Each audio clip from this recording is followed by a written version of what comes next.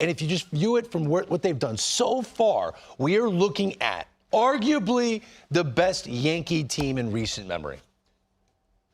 I agree.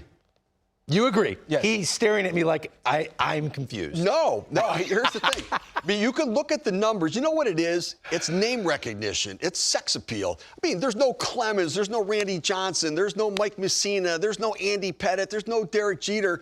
But this team can play. I mean, Nestor Cortez, Nasty Nestor's great. But, I mean, he's not Andy Pettitte.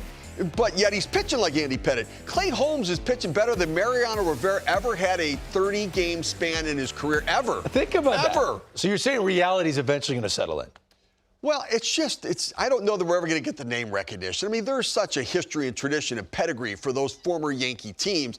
But the reality is when it comes down to performance for this team, they're doing all those things that the great Yankee teams did in the past. So you can make an argument that this is one of the best they've had. I mean, the record's going to turn out to be that at the end of the year. Bo, tell me why you think all these great Yankee teams, which had a lot of star power, they bought a lot of players. This team is configured differently, but it might be better. Well, one, up and down their lineup, they have guys that can change the game with one swing, which makes it very difficult for a pitcher to navigate through their lineup. When you start to look at the roster construction, they went out, they became more athletic.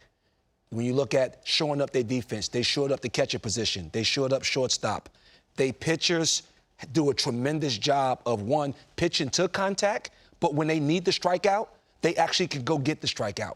When you go to the offensive side of it, one of the biggest additions for me that makes this Yankee team better than in years past, their bench is better.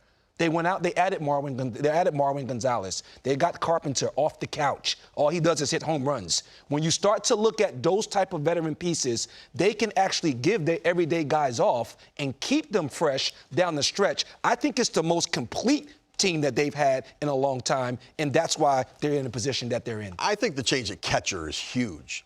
I mean, Jose Trevino can really catch and throw. Higashioka is a really good solid. Gary Sanchez, the number of pass balls and the number of the interaction with the pitchers, the calling of the game, the blocking the ball in the dirt, so the extra pitches, extra innings, extra bases, you name it, they just were in trouble. Then kind of left at shortstop can pick it with Gleyber Torres going to second. He's much more comfortable. He's actually an above-average second baseman. And then Judge in center field is better than what Hicks has been in center field.